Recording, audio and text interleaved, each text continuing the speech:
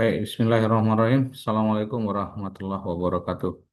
Bapak Ibu sekalian yang saya hormati, beberapa waktu yang lalu ada sebuah artikel yang ditulis oleh Profesor Agus Purnomo.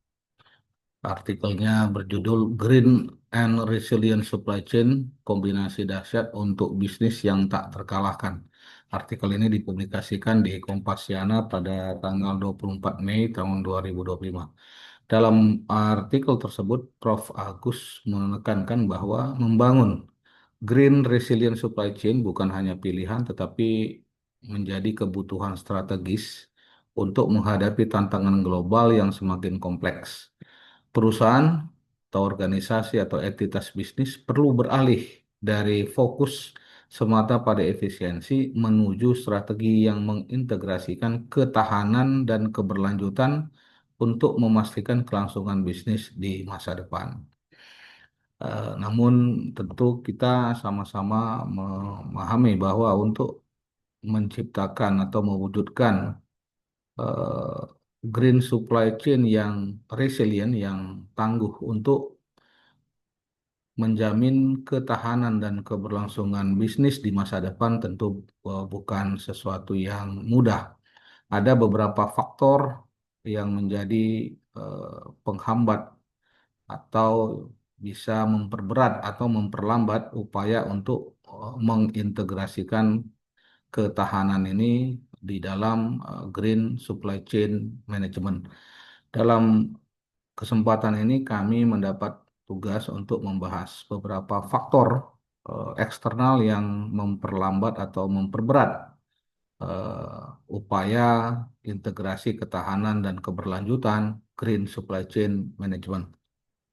Tantangan eksternal yang kami kutip dari eh, artikel tersebut, kemudian dari berbagai sumber yang kami peroleh, yang pertama terkait tentang infrastruktur logistik yang masih lemah. Sebagaimana kita ketahui di Indonesia, distribusi jalan belum merata, pelabuhan dan jaringan logistik juga belum merata. Ini tentu menghambat efisiensi dan ketepatan waktu pengiriman.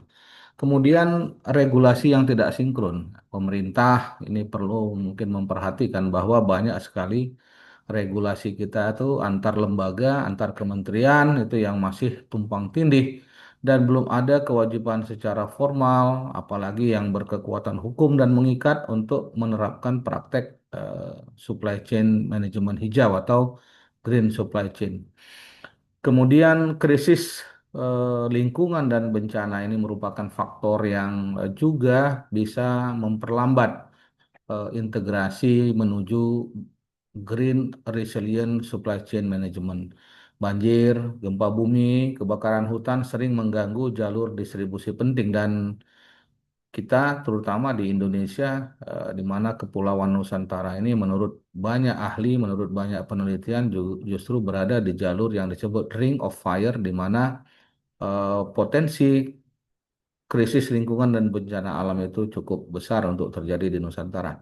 Kemudian volatilitas pasokan global atau bisa juga dikatakan dalam kata lain bahwa beberapa industri itu tergantung kepada pasokan global atau bahkan tergantung pada pasokan dari satu dua industri. Nah, ini tentu sangat rawan jika terjadi gangguan, katakanlah pandemi, perang di Ukraina dan Rusia kemarin juga cukup mengganggu pasokan beberapa komoditi pertanian yang dihasilkan baik di Ukraina maupun di Rusia.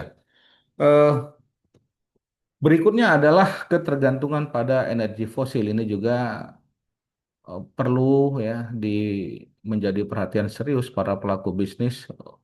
Ini merupakan tantangan yang sebenarnya sudah banyak dibicarakan di waktu-waktu belakangan ini.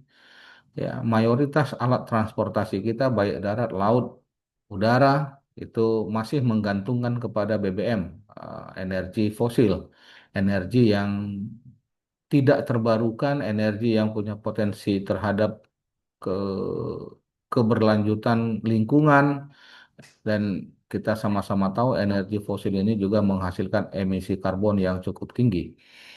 Faktor berikutnya yang memperberat adalah keterbatasan adopsi teknologi digital. Ya, jadi minimnya pemanfaatan IoT atau Internet of Things, big data dan sistem digital ini juga menghambat visibilitas dan respon rantai pasok. Jadi organisasi perusahaan entitas bisnis perlu memperhatikan poin ini meskipun perkembangan teknologi di beberapa waktu terakhir cukup signifikan perkembangannya, ada AI, ada blockchain, tetapi jika perusahaan terlambat dalam mengantisipasi, dalam mengadopsi dan memanfaatkan teknologi digital ini juga menjadi tantangan bagi terwujudnya green resilient supply chain. Tantangan selanjutnya adalah biaya logistik nasional yang masih sangat tinggi. Tentu ini juga kalau kita kita kiskit menjadi poin-poin yang lebih kecil dan lebih tajam. Di sini juga biaya logistik yang tinggi ini juga terkait dengan berbagai keterbatasan antara lain infrastruktur logistik, jalan, pelabuhan dan sebagainya yang sudah dibahas di slide sebelumnya.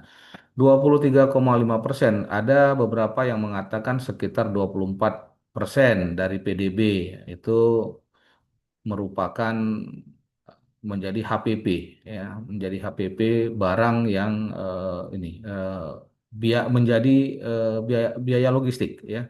Jadi HPP suatu barang itu 23,5% atau sekitar 24. Beberapa studi mengatakan 24 itu adalah biaya logistik. Tentu kalau ini bisa ditekan, bukan saja resilient di bidang supply chain yang kita dapatkan, tetapi tujuan kita berbangsa dan bernegara ini menciptakan keadilan sosial dari Sabang sampai Merauke bisa terpenuhi. Eh, Angka 24% ini jauh di atas rata-rata ASEAN, meskipun beberapa waktu yang lalu ada survei terbaru yang mengatakan sudah turun ke angka 18%.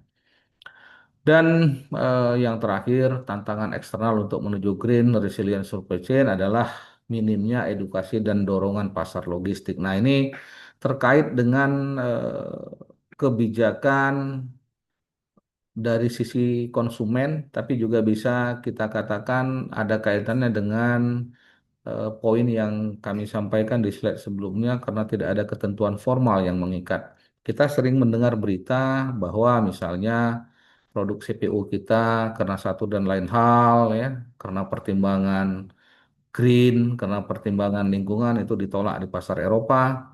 Produk-produk mebel kita yang terbuat dari kayu dianggap itu merusak lingkungan, itu ditolak di pasar Eropa dan seterusnya. Sering kita dengar hal-hal seperti itu, kita baca, kita lihat di berita.